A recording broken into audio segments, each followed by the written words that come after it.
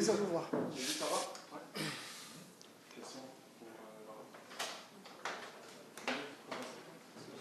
Bonsoir. On a vu une équipe aussi à deux visages, beaucoup plus conquérante en seconde mi-temps. Et puis, il y a quelques mois, vous avez parlé d'un concept, la passe en plus pour mettre son coéquipier dans les bonnes dispositions. Est-ce que là, on n'utilise pas un peu à outrance, ce qui fait que, vous savez, on est devant la surface, on a le centre à faire, puis on refait cette passe-là, et puis on refait encore une autre passe? Ouais, probablement. C'est l'éternel débat. De soi. C'est un peu le même discours aussi à New York sur jouer vers l'avant et juste la perdre trop rapidement, quoi. Donc, et à quel moment, quand tu arrives devant la boîte, tu veux connecter cette extra passe et quand est-ce qu'elle est en trop. Mais je pense qu'il y a ce souci, il y avait au moins ce souci de s'installer un peu plus avant de trucs.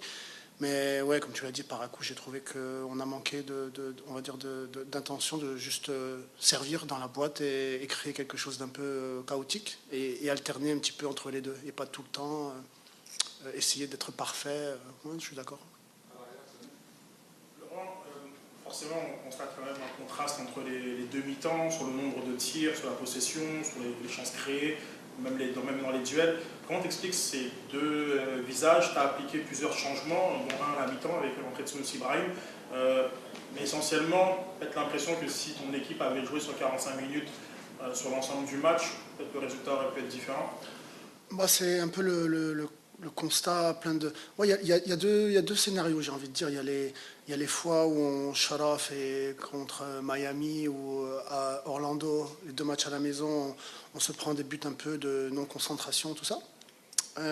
Et puis il y a un aspect un peu plus chronique aussi où les gars choisissent une mi-temps, quoi. Une mi-temps, on démarre fort et la deuxième, on fond. Ou vice versa, contre Philly, et aujourd'hui c'est un peu la même chose.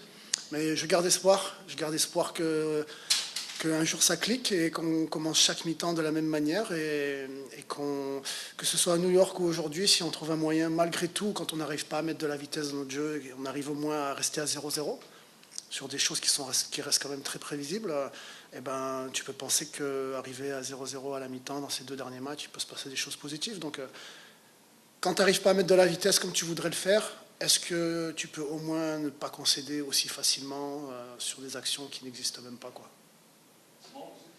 Bonsoir Laurent. Bonsoir. Joseph Martinez en attaquant de pointe en première demi, est-ce que tu trouves qu'il reçoit assez de ballons? Est-ce qu'il est assez impliqué aussi lui-même pour recevoir les ballons? Non, il ne reçoit pas les décalages qu'on voudrait. Et puis, il sait très bien quand et comment se déplacer. Et puis, voilà. Moi, je vous le répète, j'ai espoir. Aujourd'hui, demain, la semaine prochaine, dans un mois, dans un an, on verra. Les gars seront capables de connecter pendant deux mi-temps, et pas seulement la première, la deuxième, pardon, aujourd'hui. Et je pense qu'il il sera mieux servi et il sait très bien quand déclencher ou temporiser ou accélérer. Son record parle pour lui. Il faut être patient. Bonsoir. Vous avez eu des mots durs, peut-être, si on peut dire, envers Mathias dans les dernières semaines. Comment vous avez trouvé sa semaine avec son but ce soir, mais aussi de son effort général? Est-ce que vous voyez une amélioration dans ce que vous vouliez voir chez lui? J'ai pas eu des mots durs. Aujourd'hui, il a fait voir un visage intéressant. With all these forwards coming back from injury now, we've seen a lot of different combinations of your front three. How close do you think you are to getting your not your ideal front three, but a front three that you can always go to, that everything is working exactly as you want it to? We're getting people back from international duty or fitness or yeah. Today we thought that Ari coming back more or less fresh from his last couple of weeks and in a good rhythm would provide us some pace and some versatility up top. And we were curious about the association with Yankov and Martinez. And not only Domi couldn't find a real rhythm, but like we said in the first half, everyone was a kind of a false rhythm in the first half. Maybe Domi plays the second half and some really interesting scenarios show up. So it's frustrating. We have a couple of guys that are both coming back, and we know they have skills, but also we didn't take every opportunity we had. So. Wanyama était de retour comme partant. Qu'est-ce que tu as pensé de sa performance? Victor, il apporte sa maturité, on va dire, dans sa façon de gérer l'opposition, etc. Maintenant, je sais qu'il paye aussi un petit peu le prix du fait que je ne lui ai pas donné beaucoup de continuité. Donc, c'est pas évident il y a des joueurs qui ont eu plusieurs matchs à pouvoir se tester, à prendre un rythme, et c'est pas évident pour Victor, pour moi, de ce que je lui fais, c'est-à-dire de in and out comme ça. Et j'ai trouvé qu'il a montré des choses intéressantes. Et sur d'autres un petit peu plus en difficulté. Bon, c'est pas simple. En tout cas, j'ai trouvé beaucoup d'efforts. Comme cette semaine à l'entraînement, il a impulsé un autre rythme dans les efforts, les contre-efforts, les intentions. Donc satisfait quand même de sa performance.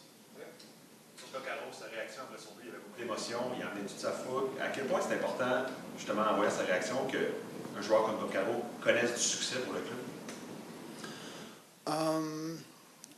Ouais, on veut tous voir nos joueurs en succès, non? Donc on a tous envie de voir les joueurs exploiter à leur plein potentiel. Mais voilà, il faut mettre du tien au quotidien. Il faut travailler, il faut donner, il faut persévérer. Et ce soir, on a vu un petit truc intéressant. Voilà. Il était temps. Laurent, parce que moi je réinsiste sur la première mi-temps, ouais. Je m'excuse, mais la distance qu'on voit entre tes milieux et les trois devant, est-ce que c'est une distance qui est souhaitée? Et pour la combler, est-ce que c'est un travail des trois devant de venir décrocher, des milieux d'y aller avec la passe ou en progression? S'il y a quand même un espace qui ne semble pas tant occupé, c'est quoi ton regard par rapport à ça?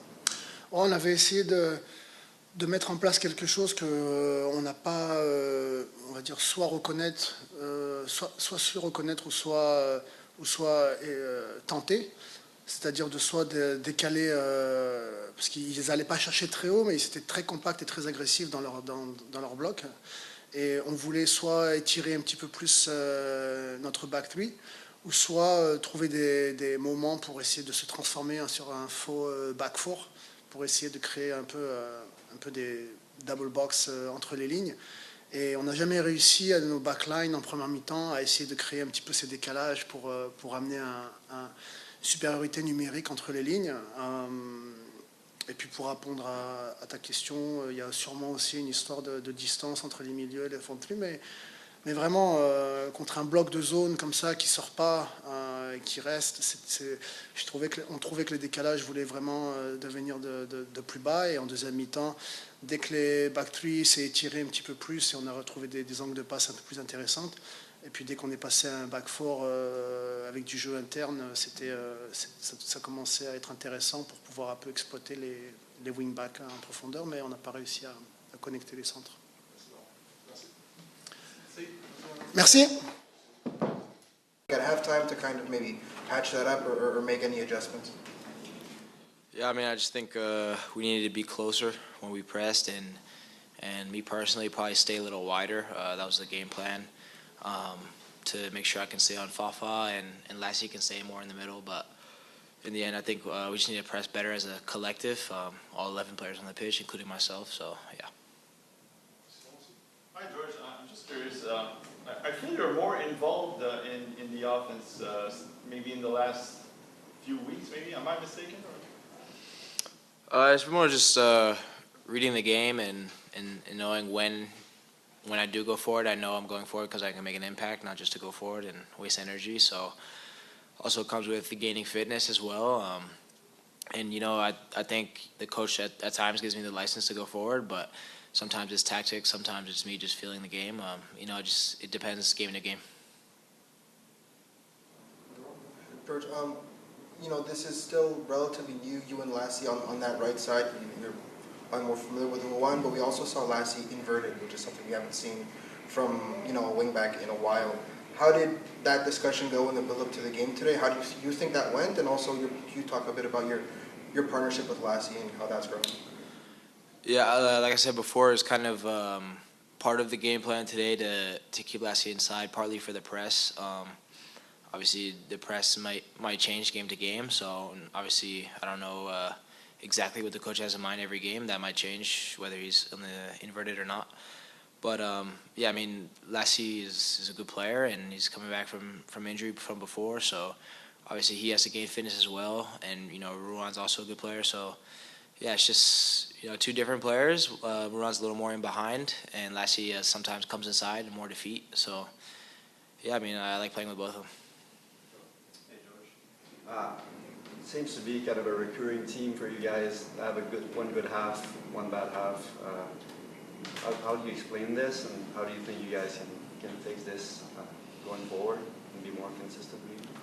Yeah, I just think we need to, as a collective, kind of drill it in our heads that we need to be on top of the other team right away and not wait until we're down a goal or wait until halftime, or we just need to start the game on fire right away. But it starts with myself, it starts with the keeper, it starts with the coach, it starts with everyone, all 11 players on the field and the bench. So it's just a collective from all of us that we just need to have a little more fire in us from the start, and like that we can be better in this. Thank you. Hi, Fernando. Hi. So can you explain your big save, and do you think this moment your mindset changed for you? Well, every game I'm trying to be full focused. It's the last thing that I can do.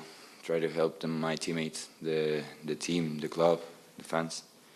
I think it's my first job to defend, so it's at least I need to do this. But yeah, I will change this save for the win. I think the team deserved the win. We were fighting a lot, but we need to fight more. We're not fighting enough.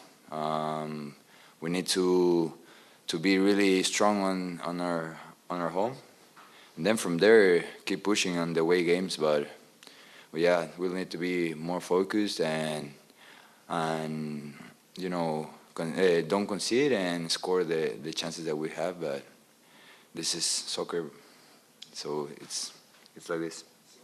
Hi, Fernando. Hi. In the second half, you see all the offensive players in front of you. Yeah. What's your mindset as a defenseman? Do you push forward and continue to push forward? Or? Yeah, we changed our shape to a back four. So it was to try to give our best on the offensive part. I think we get the chances. We need to be better. We need to create more. But the team was with this desire to win. I think that's the best thing of today, the desire of the team. But we need to win these games.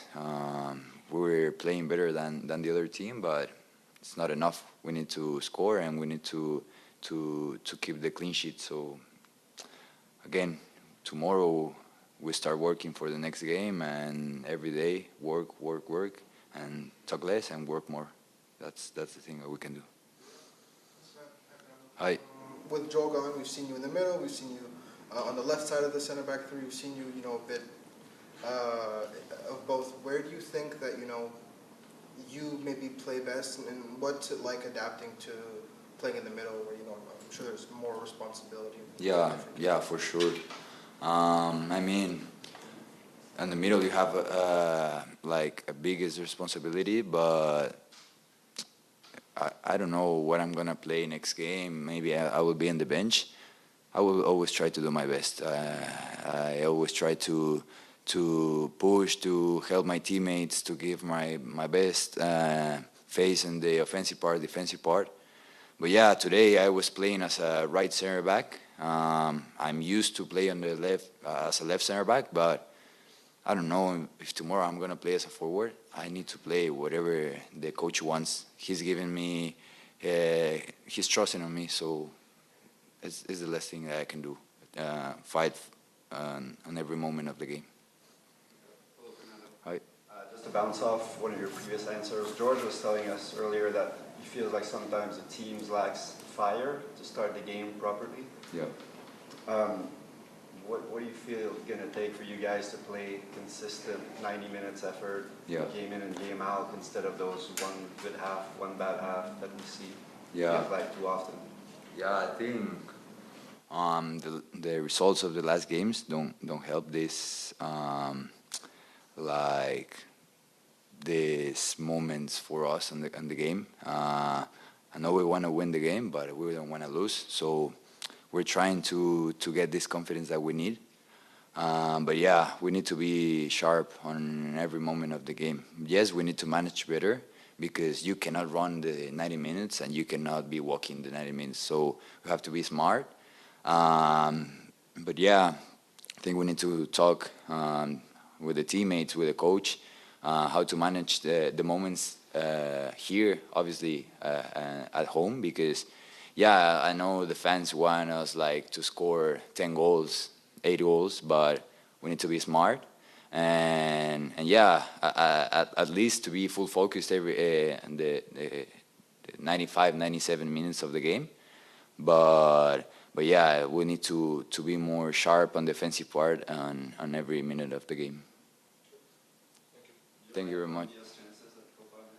Yeah, I hope they're playing really good. I mean, they're giving another face of Colombia. I mean, I was missing this since Brazil, the World Cup in Brazil.